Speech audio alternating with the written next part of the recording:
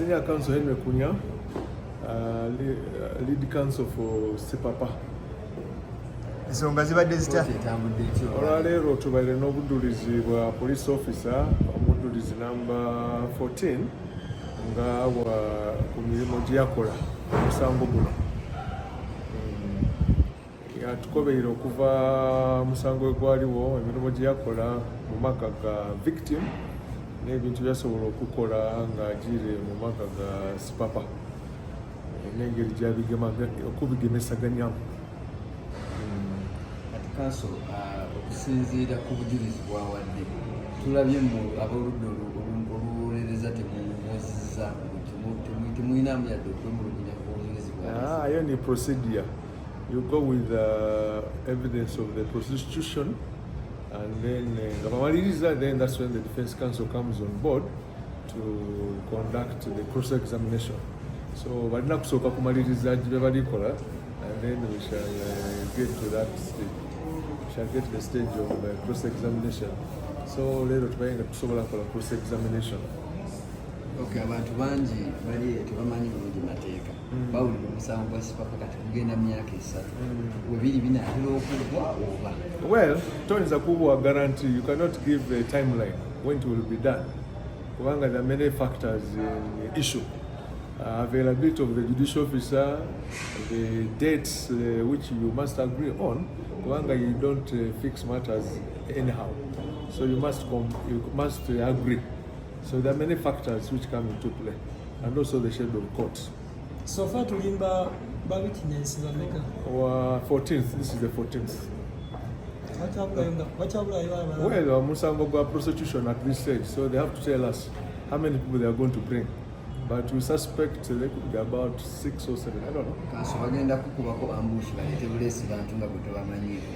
Well, there's what we call pretrial disclosure, but to information, the statements of the witnesses, they think they would rely on over the documents, the documented exhibits. So there's not much ambush. We have a rough idea of what is going to happen. Balina burden of proving. Yeah, they have to prove their case. Ulabanga sawa zino burden balina engeri gye bagisituddemu obanga gwe sini olabanga bazanya muzanyi. Sijja commentinga nnyo ku ekyo, but the point is we are still on track. The burden is still there. They still have. Bagambye kooti egenda genda Kabalagala. Ensonga ki etwala kooti Kabalagala era ddi egenda? Kabalagala, like you've been hearing, ebizibiti ebisinga obungi bwe babigema babitwala Kabalagala. So the procedure is that ordinarily the exhibit should be brought to court.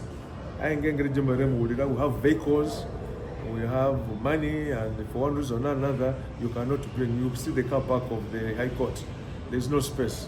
Otherwise, ordinarily, they would have kept them here. But we don't know for how long you can keep such exhibits. So at times it's better you keep them at the respective police stations. So the court can be moved, like this time. So court ejja kutambula ejje Kabalagala, so that we are able to see court, because they say they have these exhibits. So we shall be interested in knowing a motor car, rims, motorcycles, boda, sente, everything. Well, I think it's public. I think you better make arrangements, but I think they should be okay, depending on, because police station, you know what it is. It is a security facility, so at times they may not want very many people. But you can make arrangements with the administration and see, and that should be long before. That should be my advice to you. Now you have a bit of time. Kooti egenda ddi e Kabalagala? Nga 8 Ogwokuna. Tuddeko 8 ne 9. Yeah. So it will depend on what we have to do there. If we're able to finish, we shall, because they are still continuing with this witness, he has to tell us what he recovered.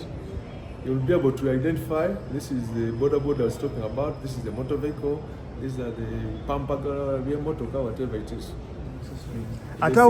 Twawulirako nti nno omukulu lwe bavunaana Sipapa mu exhibit mulimu ssente ezo zikyaliyo eza dollars. State batukuba exhibit kaliyo. One of them actually was very emphatic. He said they are still intact. So katusubire nga bwe babigema era bikaliyo.